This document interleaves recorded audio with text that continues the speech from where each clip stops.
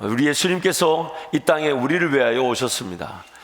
무엇보다도 낮고 낮은, 그리고 얼마나 낮았는지 말구유에 오셨습니다. 정치가도 권력가도 재벌도 아닌 낮은 자리에 오셔서 어떤 인생이든 예수님의 위로를 받을 수 있게 하시고 격려를 받게, 또 힘을 얻을 수 있도록 이 땅에 오신 것입니다.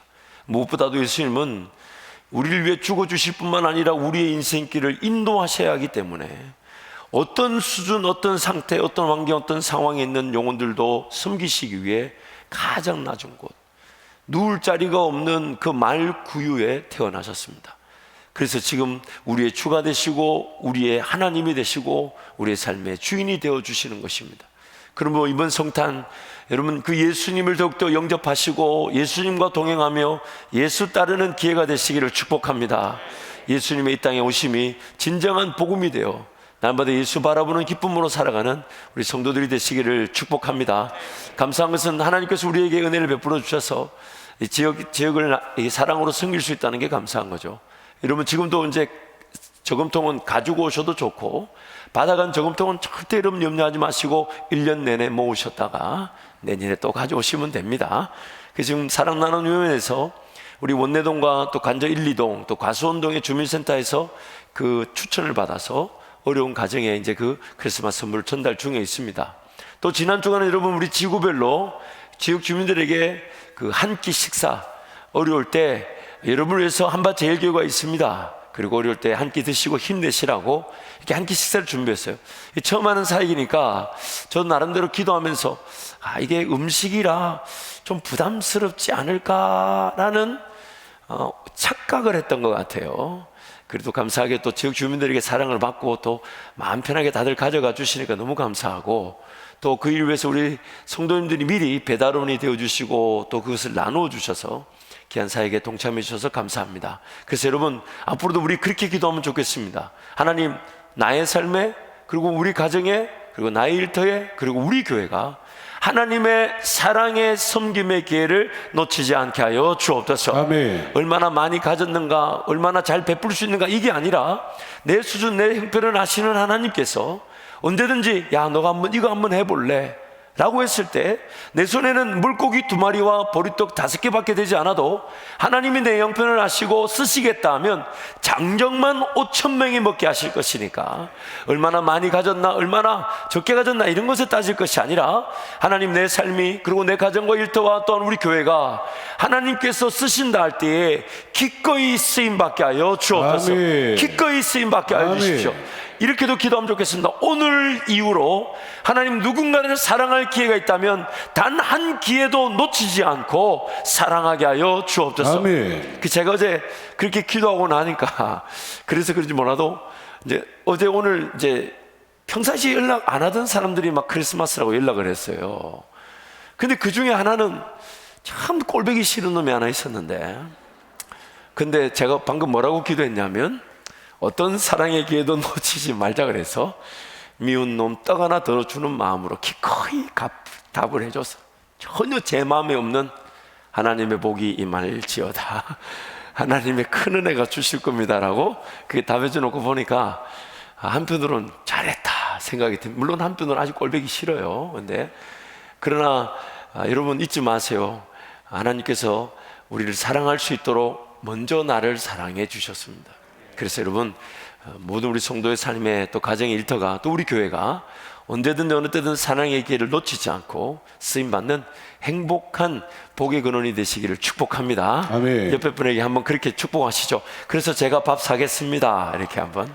제가 밥 사겠습니다. 아니 이게 정말 한 해 다 지나갔어요. 밥 사기 전에.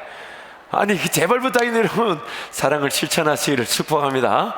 그래서 귀한 사랑을 나누면서 우리 서로 모일 때마다 행복하고 또 우리 모임이 행복하니까 하나님께서 어디로 우리를 인도하시든 그렇게 사랑을 흘러보내는 공동체가 되기를 축복합니다. 삶은 기다림에서 시작되며 또 기다림의 연속이며 마침내 그 기다림의 자리에 서게 됩니다. 그러나 또 기다릴 수 있는 자리에 서게 됩니다.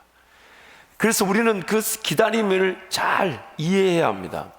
만약 제대로 기다리지 못하면 이만한 줄 족한 줄 착각하고요, 이만하면 내가 평생 먹고 살 줄 착각하고요, 이만하면 그 어떤 잘못된 기준에 삶이 휘둘리게 되죠. 그래서 하나님께서도 우리에게 뭐라고 말씀하시냐, 그런즉 선줄로 생각하는 자 넘어질까 조심하라. 무슨 말이냐면 항상 하나님의 은혜가 필요하죠. 오늘 은혜를 받았다는 얘기는 내일 더 큰 은혜의 기반이 될 것이고, 내일 은혜를 받아보십시오. 그 은혜는 더 놀라운 은혜를 또 사모하게 됩니다. 그러므로 우리는 끊임없이 그 기다림의 연속점에서 삶이 진행되는 거죠. 삶이 태어날 때도 보세요. 기다리지 않고서는 삶이 시작될 수가 없습니다. 어머니가 자식을 배에 품었을 때에 약 40주간이라는 그 기다림의 시간 없이 자식이 건강할 수가 없어요. 그래서 그 어머니가 자식을 일찍 보고 싶은 마음에 당겨서 빨리 태어나도록 그렇게 재촉하는 부모님은 없습니다. 저희 어머니가 아마 그 여성의 부분이 조금 약하셨던 모양이에요. 그래서 제가 8개월 한 반 정도에 태어났대요. 참 10달 만에 태어났으면 얼마나 똑똑할 뻔했는지 모르겠지만 어쨌든 8개월. 사랑하는 장로님, 그게 그렇게 크게 웃으실 일이신가요? 여기 가까이 와보니까 여러분, 뭔가 여러분의 그런 호흡이 느껴지니까 강단으로 당겨야 될 것 같은데. 근데 이제 제 동생은 6개월 반 만에 태어났습니다. 이게 여러분 놀라시는 거예요? 안타까운 얘기예요? 근데 6개월 반 만에 태어나다 보니까 당시 70년대니까 인큐베이터라는 게 그렇게 좋지 않았죠. 그래서 저희 아버지가 이렇게 보니까 돈만 아깝더래요. 왜냐하면 인큐베이터라고 이렇게 해놓고 산소 그 꽂아놓고 공기만 좀 주고 아무것도 하는 게 없대요. 6개월 반 만에 태어나니까 뭘 할 수 그때는 아무것도. 근데 아버지가 보니까 애가 요만하더랍니다. 왜냐면 머리는 반이 머리고 반이 발다리인데 까맣게, 아버지 표현이에요. 깨구리 하나 엎어놓은 것 같더라 이렇게. 그러니까 병원에서는 이거 못 삽니다. 곧 인생이 끝납니다. 그러니까 아버지는 그렇게 그런가. 근데 어머니는 이제 끝까지 매달리셨죠. 저를 이제 2살도 안 되는 저를 이제 그 처녀인 이모한테 맡겨놓고 한 2년 정도 이제 기도했을 때 하나님께서 살려주셔서 지금 건강하게 신앙생활 잘하고 있습니다. 그런데 여러분 생각해 보세요. 기다림이 없이 성장이나 성숙을 논할 수 없습니다. 내가 방금 일을 해서 그것이 하루아침에 뭔가 열매를 거둔다, 그 자체가 일확천금을 꿈꾸는 헛된 꿈일 수 있고, 또한 그 기다림이라는 하나님의 그런 창조의 섭리 그리고 다스림의 섭리를 관과하는 어리석은 짓이죠. 하루아침에 이루어질 만한 일이 어디 있습니까? 철저하게 기다림이라는 그 과정을 가지고 있어야 합니다. 또한 이 기다림이라는 이 단어의 뜻은 진정한 의미가 있는데, 그것은 뭐냐면 한번 삶의 순서를 바르게 잡겠다는 인내이기도 합니다. 오늘 우리는 이 땅에 태어났지만 자기 삶을 알고 태어난 사람, 그리고 자기 삶을 계획해서 태어난 사람이 아무도 없습니다. 그렇다면 태어나진 나는 과연 내 삶을 이해하고 내 삶을 깨달아야 될까요? 아니면 그냥 모르고 살아가야 될까요? 내가 뭘 잘하는지, 내가 뭘 하며 살아야 될지, 어떤 관계, 어떤 만남, 짧은 거리 안에든 아니 먼 거리의 인생을 바라보든 자기를 모르고 살아가는 만큼 안타까운 일이 없어요. 그래서 가급적이면 그 부모님의 그 교육과 그 보호 아래에서 인생 발달 단계 어린 시절은 최선을 다해 자기를 발견해가는 교육을 받게 되는 겁니다. 물론 그것을 우리가 공교육에다 위탁하기도 하지만 실질적인 교육의 목표는 무엇입니까? 인생이 자기를 발견하는 거예요. 뭘 잘하는지, 어떤 직업을, 어떤 진로를 선택해야 되는지. 만약 그걸 모른다면 그 인생은 행복해질 수가 없어요. 평생 뭔가 시달리게 됩니다. 인정을 받고 존중을 받는다기보다는 내가 뭔가 해야 될 일을 못한 채 엉뚱한 길을 걸어가고 있다라는 그런 의심, 불신에 평생이 힘들어지게 돼요. 그러므로 태어난 모든 존재들은 뭔가 기다려야 되는데, 그 기다림이 뭐냐면 자기를 발견하는 기다림이 필요한 거예요. 그래서 하나님을 기다려야 되는 것입니다. 비단 나의 존재, 사명과 목적뿐만 아니라 자연 만물을 보아도 하나님께서 세상을 지으셨다는 이 진리를 빼고는 설명할 방법이 없습니다. 진화론자들의 말을 우리가 받아들여도 그 거슬러 올라가 보면 첫 번째 물질은 우연히 발생되었다라고 말할 수밖에 없어요. 그러면 지금도 우연히 생기는 게 있어야 되잖아요. 지금도 그 과학이 말하는 진화, 즉 변화를, 과도기를 보여주는 변화 단계를 보여주는 생물이, 동물이, 식물이 있어야 되는 거 아닙니까? 없습니다. 그렇다면 과연 하나님은 어떤 분이신가? 기다려보는 거죠. 하나님의 능력은 뭘까? 그리고 내가 정말 예수 믿고 거듭났다면 하나님은 나와 어떻게 함께하고 계시는 건가? 그게 바로 기다림이죠. 그런데 너무 안타까운 것은 삶이 그렇게 기다림을 이렇게 기다릴 수 있을 만큼 여유를 주지 않는다는 거예요. 긴장감이죠.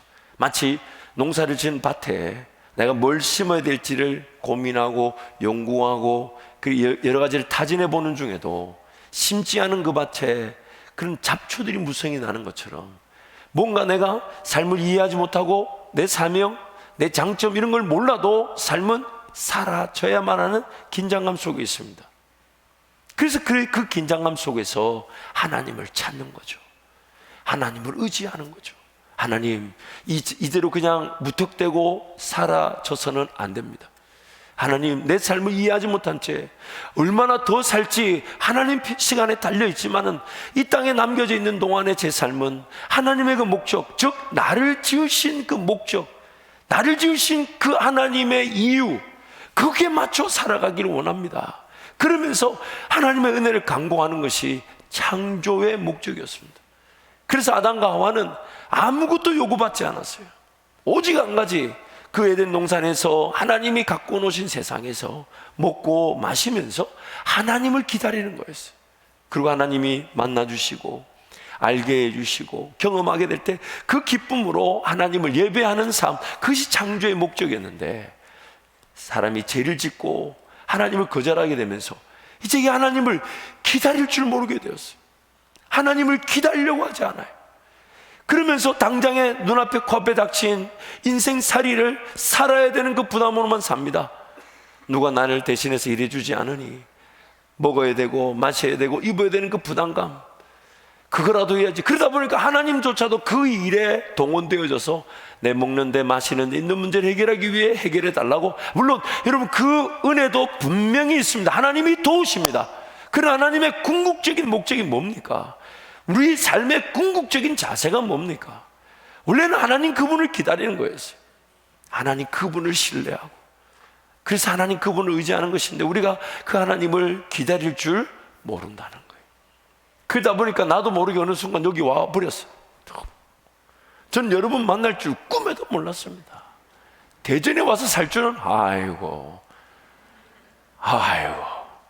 대전이 제 마지막 연고지가 될 줄은 상상도 못했어요. 여러분 별로 반가워하지 않으시는 것 같아요. 그래서 여러분 생각해 보세요. 오늘 자기 삶을 지켜보면 놀랍지 않습니까? 물론 하나님이 그럼에도 불구하고 지켜줘서 놀랍지만은 내가 이런 일, 이런 삶의 현장, 이런 사람, 이런 가족, 이런 성도, 여러분 이렇게 할 줄 알았습니까? 알았습니까? 몰랐어요. 어느 순간 이렇게 와버렸어요. 지나고 보니까 그래도 감사하지만 좀 반성이 되는 거는, 삶을 좀 하나님을 기다려보고 하나님 그분과 시작했어야 되는데 내 삶을 그냥 일단 살고 보자는 식으로 삶으로 먼저 뛰어든 것이 좀 후회가 되지 않나. 제가 이렇게 신학을 좀 일찍 하고 이렇게 목회 현장에 일찍, 또 담임 목사도 일찍 되다 보니까 자주 듣는 얘기가 있어요. 그게 뭐냐면 부럽다는 거예요. 참 부러울 게 뭐가 있을까? 제가 볼 때는 훨씬 저보다 잘생기셨고 재정적으로 보자면 훨씬 더 넉넉하시고 경제적으로 보면 영향력도 크신데 저한테 부럽다는 거예요. 그럼 뭐가 부럽냐면 도대체 누가, 그때 이제 전도사 때인데 전도사님한테 신학을 처음부터 이렇게 대학 때부터 하라고 가르쳐 줬냐 막 그러시는데, 처음에는 제가 막 좋게 포장을 했는데 하도 모르니까 목사 안 하려다가 한번 테스트 해본다는 게 지금까지 와버렸어요. 그냥 그렇게 말하고 말았지만 지금 많이 후회하고 있습니다. 그렇지만은 저도 뭐 원해서 왔다기보다는 목사 절대로 안 하려고 했는데 한 번쯤은 확인해 본다는 게 지금까지 이렇게 오게 돼서 이제는 지나고 보니까 목사를 제일 잘하는 것 같아요. 제가 보니까 저는 목사 안 했으면 세상 나가면 벌써 지옥 갔을 것 같아요. 별거 없어요. 저희 집안 자체가 대주가에다가 음주가무가 능하고 군대에서 친구들 휴가 날 때 저하고 조를 짜지 않으면 휴가를 안 가려고 그랬어요. 왜냐하면 휴가가 재미없다 그랬어요. 그런 사람과 여러분 담임 목회로 이렇게 교회를 생각하는 굉장히 감사할 줄 알아야 되는데, 제가 그렇다고 옛날 그 방식을 보여줄 수도 없고. 동희 목사 그게 웃기나 그게 지금? 그러나 여러분 그때 그런 정말 하나님이 내 인생을 위해 준비해 놓으신 이 최고의 길이 있는데 우리는 그걸 모르죠. 모르고 그냥 일단 살아야 됩니다.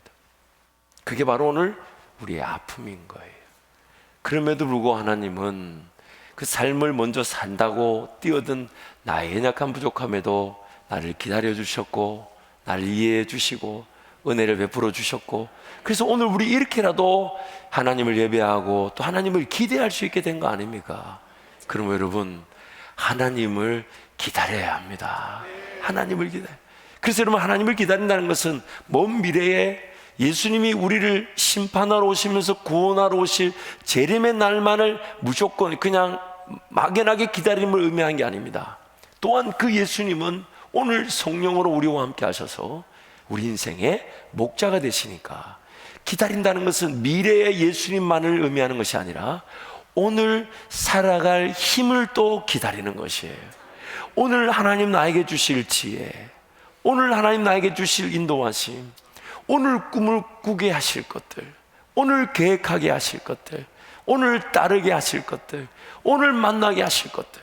그래서 우리는 이렇게 기도하죠. 하나님, 어제까지 20년, 30년, 40년 그 일을 감당했다 해도 오늘 주님이 이 길 가자 하시면 저는 그 길 가기 원합니다. 왜냐하면 어제까지 감당했던 것도 하나님의 은혜로 감당되어졌으니 오늘 나를 위해 새로운 길을 가자 하시면 저는 그 길 가기를 원하나, 그러나 오늘 또 어제 감당했던 것을 동일하게 감당하라 하신다면 하나님 체력을 주십시오. 영역을 주십시오. 어제보다 더 나은 오늘이 되게 해주십시오. 오늘보다 더 나은 내일이 되게 해주십시오. 그러므로 기다린다는 것은 그 머지않은 그날의 예수 그리스도 그분을 기다리는 것일 뿐만 아니라 오늘을 살아갈 힘을 기다리는 겁니다. 그분이 목자가 되시기 때문에. 그래서 그 폴라 구더라는 신학자가 기다림의 의미라는 책에서 이런 내용을 소개합니다. 제가 한번 읽어드릴게요. 기다림의 의미라는 책에서, 기다림은 정신의 상태이지 활동이 아니며 존재의 방식이지 해야 할 일들의 목록이 아닙니다. 한 번 더요. 기다림은 정신의 상태이지 활동이 아니며 존재의 방식이지 해야 할 일들의 목록이 아닙니다. 하나님의 임재 가운데 긴박감보다는 기다림으로 다스려지는 존재가 되게 하고, 또한 미래보다는 현재에 더 충실한 삶으로 자라가게 하려는 것입니다. 이는 아무것도 하지 말자는 선언이 아니라 기다림도 아주 활동적일 수 있습니다. 삶의 초점을 우리 자신으로부터 하나님에게로, 미래로부터 현재로 바꿔보자는 선언입니다. 이와 같은 변화에는 물론 시간이 필요합니다. 변화는 우리와 함께 기다리시는 하나님과 수년간 교제하는 데 생겨나기에 우리 대부분에게는 아마도 평생의 작업이 될 것입니다. 예를 들면 이런 거죠. 오늘 아침에도 눈을 떴을 때 하루를 살아가야 됩니다. 근데 그 하루 하나님을 기다리는 거죠. 하나님은 오늘 하루 어떤 은혜를 주실까? 만약 하나님 오늘 하루 계획해야 될 일이 있다면 이 새벽에 계획할 수 있도록 도와주십시오.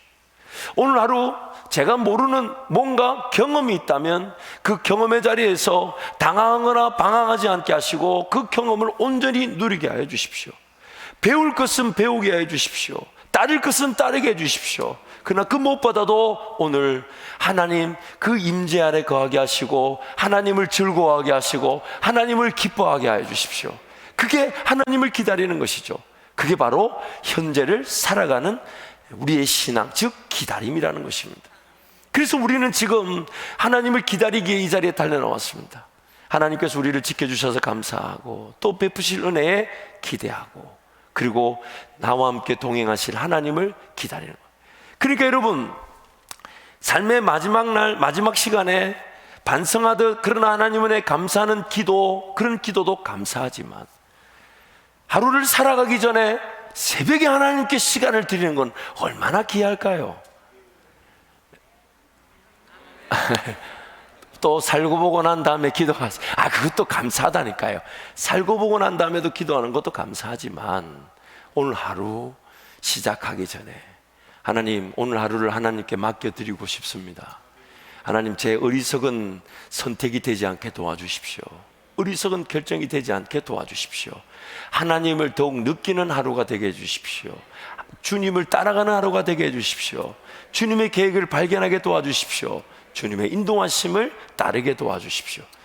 그러니 여러분, 새벽 기도를 깨고자 하는 것은 목사의 욕심이 아닙니다. 저는 여러분을 괴롭히기 위해 사역하는 사람이 아니에요. 여러분이 어떻게 해서든 주님을 만나게 되면 그 삶 자체가 행복해지게 될 것이니까. 그래서 또 여러분 알다시피 신앙이라는 게 가만히 내버려 두면 알아서 뜨거워질 것 같아요? 알아서 식어질 것 같아요? 알아서 뜨거워져, 알아서 식어져요? 알아서 식어져요. 알아서 식어져요. 그래서 자꾸만 그런 특별한 기간을 만들어 놓고 한 번쯤 자기 자신을 또 치고 또 한 번 단돌이하고, 단돌이란 말이 좀 그런데 뭐죠? 하고 방송실에서 단어를 적절하게 넣어주세요. 자기를 마음의 허리를 동이듯이 자기를 한번 일깨우는 거죠. 왜요? 그냥 사라지는 대로 살고 싶지 않으니까. 그러나 하나님은 내 삶의 자리에서 끊임없이 만나주지 않습니까?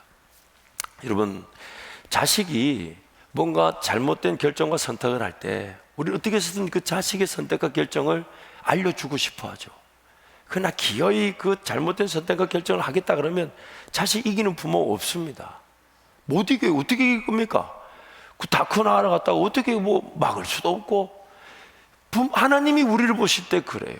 그래서 지난날에 분명히 잘못된 선택이었고 잘못된 결정이었는데도 하나님 그걸 막지를 못하셨어요. 자식이니까. 그리고 그 잘못된 선택의 자리에서도 어떻게든 은혜를 주려고 하셨고, 아픔과 상처가 유발된 그 아픈 그 결정의 자리에서도 어떻게든 도와주려고 하셨어요. 그러다 보니까 내 신앙 자체가 어느덧 식어져 있는 차갑지도 뜨겁지 않은 자리에 머물러 있을 때도 하나님 나를 자식이라고 존중해 주는 건 감사한데 하나님이 하나님답게 느껴지지 않은 채 신앙생활하는 만큼 힘든 일이 없어요. 한번 생각해 보면 참 재밌고 참 자기 스스로가 웃겨요. 왜냐하면 창조 세계를 볼 때 하나님이 지으신 걸 알아요. 나도 하나님의 지음을 받았으면 알았어. 또 죽음이라는 것이 있고 예수님이 대신 죽으셔서 그것을 믿고 자녀가 이렇게 하나님을 자녀가 되어 예배하게 됐는데, 그래서 이제 우리가 바라는 것은 이 땅의 삶일 뿐만 아니라 저 천국을 기대하며 사는데, 그럼 천국 가면 여러분 뭐 한다 그럽니까? 더 이상 고통도 없고 고난도 없고 눈물도 없고 아픔도 없대요. 왜요? 하나님의 그 완전한 영광 안에 거하면서 하나님 바라보기만 해도 기쁘고 즐거워 메아리를 지를 수밖에 없는데 그게 예배가 되고, 하나님 그 예배를 받을 때 더 하나님을 알려주시고 더 느끼도록 만들어 주셔서 그 천국에서는 정말 하나님과 영원한 사귐, 하나님을 알아가고 하나님 이런 분이시군요 감격의 메아리를 지르고 이렇게 하는데, 그 하나님이 이 땅에서 음성이 들리지 않고 그 음성에 관심이 없다면 나 뭐 좀 뭔가 문제 있는 거 아니에요? 내 삶이 지금 사라진 다음에 하나님을 경험할 것이 아니라, 지음을 받았고 누구도 계획해서 태어난 것이 아니라 하나님 그분 홀로 나를 계획해서 태어나게 하셨다면 그 하나님을 기다려봐야 되잖아요. 그분이 어떤 분인지, 어떤 음성을 가지고 나에게 응답하시는지, 어떤 계획을 가지고 계신지, 먼 30년 40년의 계획까지 몰라도 오늘 한 걸음을 인도해 가고 싶어 하실 텐데, 그 하나님을 내가 기다리는 게 마땅한 건데 우리는 그 하나님 앞에 끝까지 인내하려고 하지 않아요. 그게 바로 죄성이라는 것 때문입니다. 그래서 그 죄성 때문에 마땅히 내가 하나님 앞에 하나님을 찾고 하나님을 인내하고 기다려야 될 그 은혜를 놓쳐버리는 겁니다. 요한계시록의 7교회 중에 한 교회를 이렇게 소개합니다. 4대 교회, 즉 살아있으나 죽었다는 거예요. 예배해야 되는 걸 알지만 예배가 안 됩니다. 마음 같아서는 모든 걸 다 제쳐두고 하나님 앞에 딱 무릎 꿇고 하나님 나한테 말씀해 주실 때까지 나 여기 기다리고 있습니다. 죽으면 죽겠습니다. 이게 당연한 건데 그게 안 돼요. 왜요? 살아있지만 죽어버렸어요. 444 아유 새벽에 4시 44분 목사가 미친 거 아니야? 여러분, 제가 만약에 미쳤으면 4시 44분 새벽 기도를 444일 하자 하겠지요. 이것도 제가 미친 게 아니라 좀 하나님의 은혜를 사모하며 해야 되는 거 아닙니까? 아무도 아멘 안 한 거 보니까 바로 날 미쳤다고 생각하는 거예요 지금. 그렇지 않아요? 근데 여러분, 그런 훈련, 그런 구분, 그런 연습, 그런 도전이 필요한 이유는 나란 존재가 그렇게 하나님 앞에 죽으면 죽겠다라고 음성을 구할 만한 실력이 없더라는 겁니다. 그래서 평생 어느 길이 옳은 길인지 틀린 길인지 모르고 살았던 거 아닙니까? 더 좋은 길이 있었을 텐데, 더 하나님을 경험할 수 있었을 텐데, 더 하나님을 기뻐할 수 있었을 텐데, 천국에서만 하나님 한 분만으로 기뻐하는 게 아니라 이 땅에서 하나님 한 분만으로 기뻐할 수 있는 일이었는데 그걸 모른 척 그냥 살아왔어요. 그럼 안 들리면 안 들리는가 보다, 깨달아지지 않으면 뭐 깨달아지지 않는가 보다, 안 믿어지면 그냥 안 믿어지는가 보다. 근데 그렇게 내버려 둘 일이 아니잖아요. 오늘 하나님 그분을 내가 맛볼 수 있는데, 하나님을 경험할 수. 그래서 여러분, 오늘 우리는 하나님을 기다리기 위해 예수님이 날 위해 죽어주셨고, 하나님을 온전히 기다릴 수 있도록 성령께서 내 안에 계셔서 끊임없이 말씀해 주시고, 그리고 잘못된 결정과 선택에도 끝까지 참아주시고 은혜를 주셔서 오늘 이렇게 예배하게 되었으니 내일 새벽에 벌떡 일어날지어다. 제가 그렇게 기도하면 하나님 새벽 4시에 눈이 팍 떠지게 해주십시오. 그냥. 그리고 암만 누워도 잠이 안 오게 해주십시오. 아멘 소리가 좀 컸으면 좋겠어요. 다시 하나님 새벽 4시에 눈이 벌떡 떠지게 해주시고 벌떡 일어나게 해주시고, 아멘. 잠이 다시 들지 않도록 만들어 주십시오. 아멘. 정말 제가 예전에 청년부 사회 갈 때 정말 기가 막힌 일들이 많더라고요. 뭐 많이 먹는 거는 뭐 두 번째 문제를 치고, 그때 어머니 여러분들이 무슨 기근이 있었는지, 아들이 얼마 먹는지, 피자를 10판을 줘도 모자라고, 그 나중에 한 판만 줬어요. 왜냐면 간식으로 10판 줘도 모자라고 한 판 줘도 모자라면 차라리 9판 아끼는 게 낫지. 뭔 얘기 하려고 새벽에 깨워달라는 거예요. 그래서 제가 알았다. 그럼 핸드폰을 머리맡에 두지 말고 천장에 매달든지 아니면 저 옷장 위에다 올려놔라.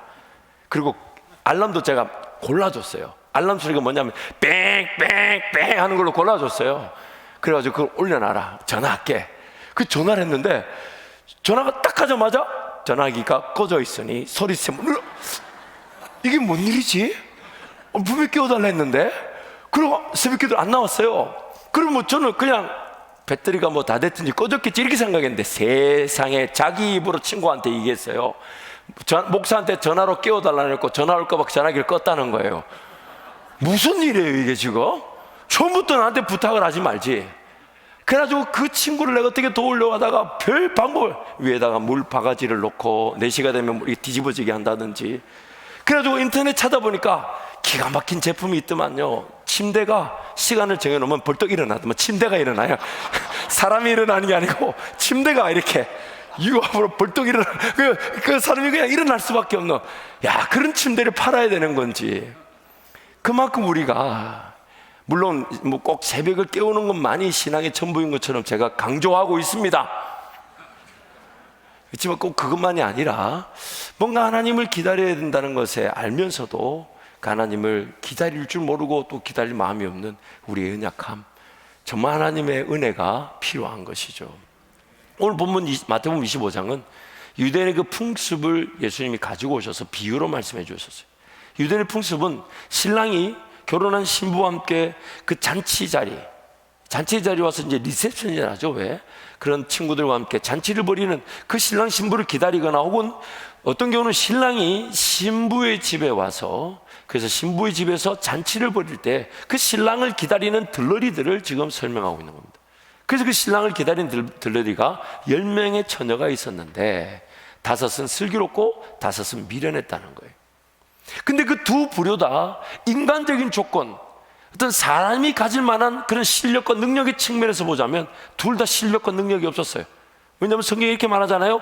다 졸며 잘세. 두 부류다 인간적인 어떤 조건에서 보면 자랑할 게 하나도 없었어요. 신랑을 내가 잃은 뭐 재물이 있어서 혹은 뭐 권력이 있어서 뭐 세상적인 어떤 가치와 영향력이 있어서 나는 신랑을 잘 기다렸다 이렇게 말할 수 있는 사람 아무도 없다는 거야. 다 졸며 잤대요.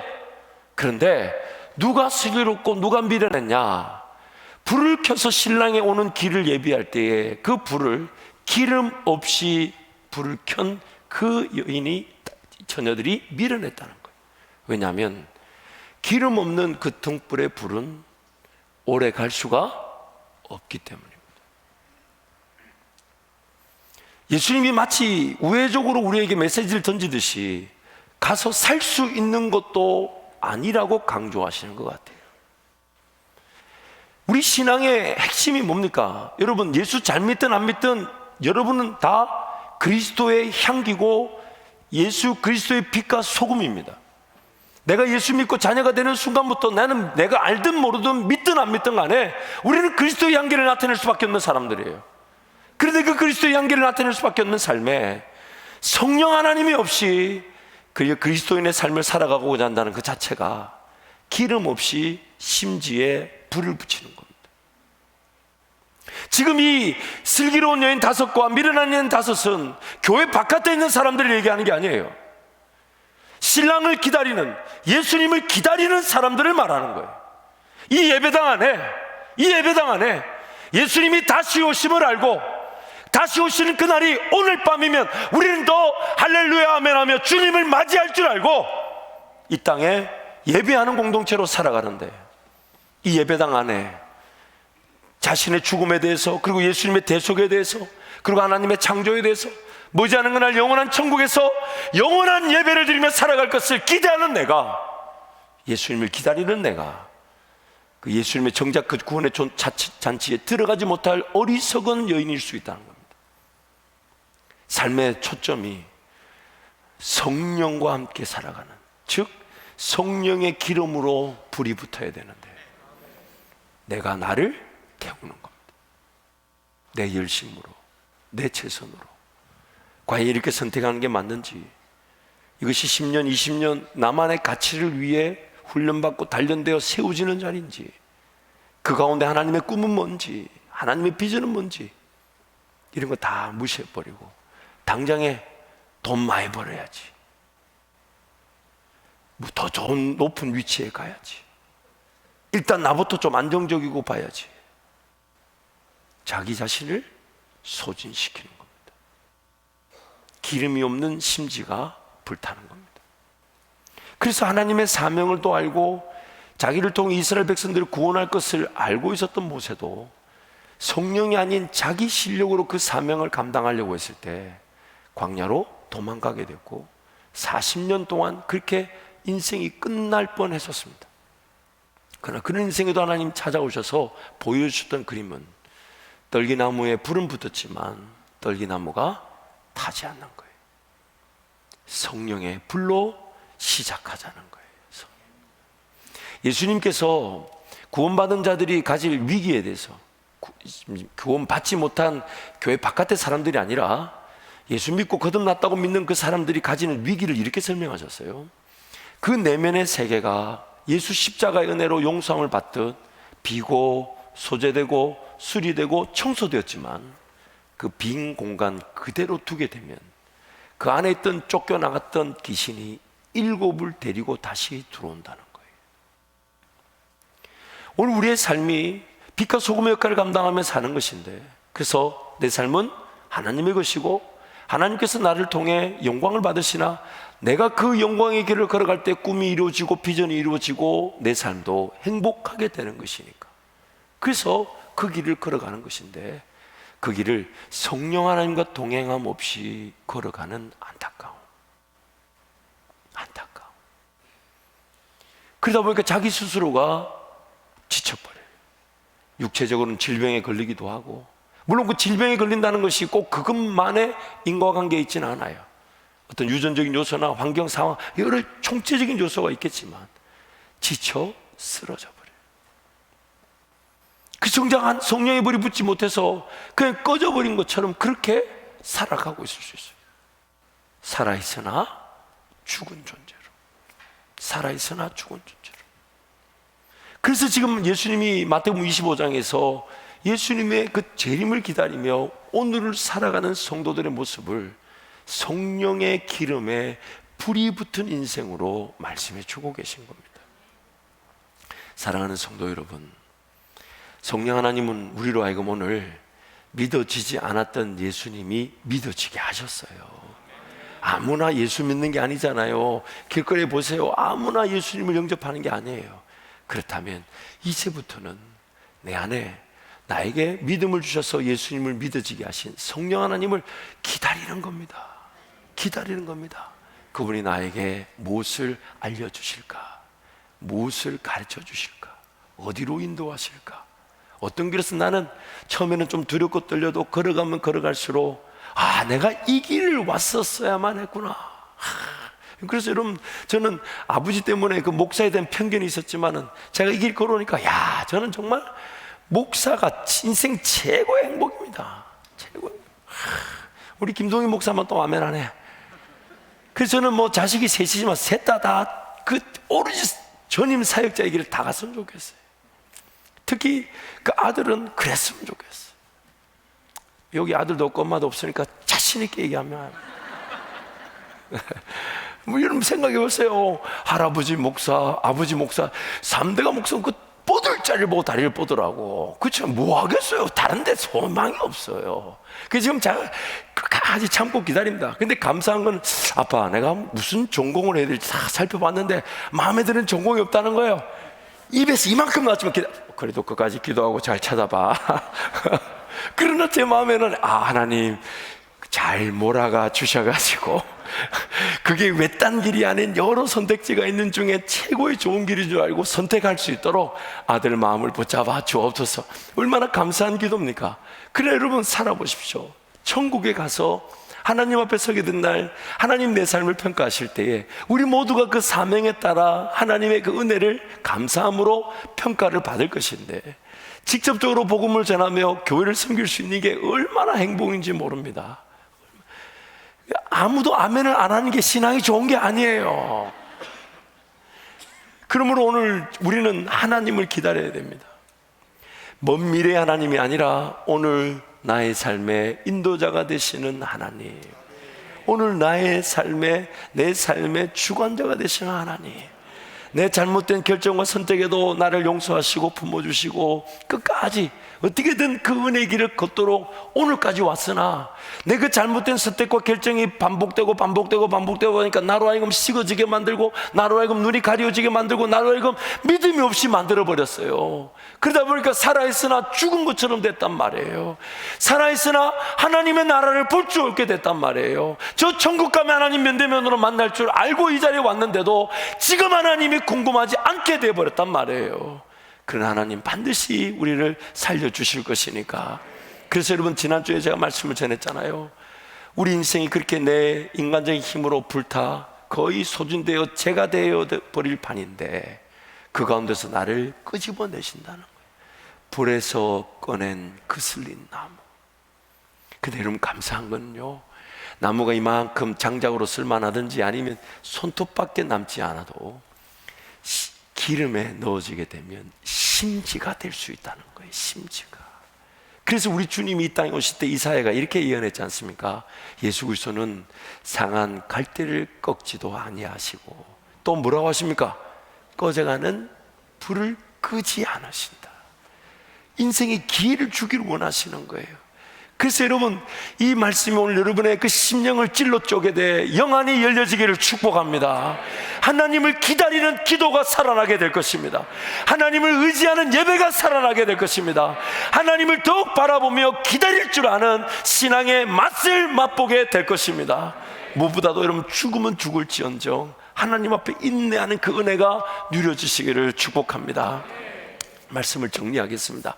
요한일서 2장 27절 말씀인데요, 우리 함께 요한일서 2장 함께 선포합니다. 너희는 주께 받은 바 기름 부음이 너희 안에 거하나니 아무도 너희를 가르칠 필요가 없고 오직 그의 기름 부음이 모든 것을 너희에게 가르치며 또 참되고 거짓이 없으니 너희를 가르치신 그대로 주 안에 거하라. 내 안에 무언가가 나를 가르친다는 겁니다. 누구시죠? 성령님이신데 요한 1서에서 그 성령님을 뭐라고 표현하고 있습니까? 기름 부음이라고. 기름 부음이라고. 그래서 그 기름 부음이 오늘 우리가 빛과 소금의 역할을 감당할 수 있는 불의 원동력이 된다는 겁니다. 그리고 그 기름 부음이 내 삶 전체를 싹싹 스며들기 시작할 때, 오늘의 이 기도가 큰 역사의 시작은, 오늘의 이 기도가 큰 역사를 일으키진 않아도, 오늘의 이 예배가 당장의 어떤 벌어져야 될 일들을 나타내진 않아도, 오늘 내가 드리는 헌신과 수고가 당장의 어떤 믿음의 역사로 등장하진 않아도 기름 부음이 되어서 젖고 젖고 젖고 젖고 젖고 젖고 젖기 시작하면 반드시 언젠가 성령의 불이 붙을 때 그 누구도 거절하거나 부인할 수 없는 성령의 역사로 쓰임받게 되는 것입니다. 그래서 매일매일 그 성령 하나님의 가르치심에 젖는 겁니다. 기록된 말씀을 통해, 기도의 자리에서, 예배를 통해, 가르침을 통해 하나님 나를 가르쳐 주십시오. 배우게 해주십시오. 깨닫게 해주십시오. 더 좋은 지식을, 더 좋은 지혜를, 더 좋은 능력을 알게 해주셔서 성령의 기름 부음이 나를 젖어가게 만들 때, 때가 되면 그 성령의 기름 부음이 다 내 인생을 젖었다 싶을 때 성령은 큰 역사에 불이 되게 하실 것입니다. 이 시간 한번 동성으로 같이 기도하겠습니다. 여러분, 기도하실 때 하나님을 기다리지 못한 채 살아가야 한다는 그 부담감을 내려놓게 하여 주십시오. 그러나 하나님, 저는 하나님 죽으면 죽겠지 하며 음성을 독대할 만큼 그런 능력이 있는 사람이 아닙니다. 하나님, 저는 하나님 음성을 마땅히 기다려야 됨을 알지만 그 음성을 제대로 기다릴 줄 모르는 죄인입니다. 하나님, 그러므로 내 일상 가운데 하나님의 삶을 살아가야 한다는 부담보다 하나님을 기다려야 한다는 믿음이 더 커지게 하여 주옵소서. 하나님을 끝까지 신뢰하고 기다림으로 하나님 그분의 음성을 들으며 매일매일 순종하며 걸어감으로 마침내는 그 기름 부음에 내 인생이 완전히 젖어들어 성령의 불의 역사로 우리 저와 모두 교회가 쓰임받게 하여 주옵소서. 주님, 세번 잡고 통성으로 기도합니다. 주여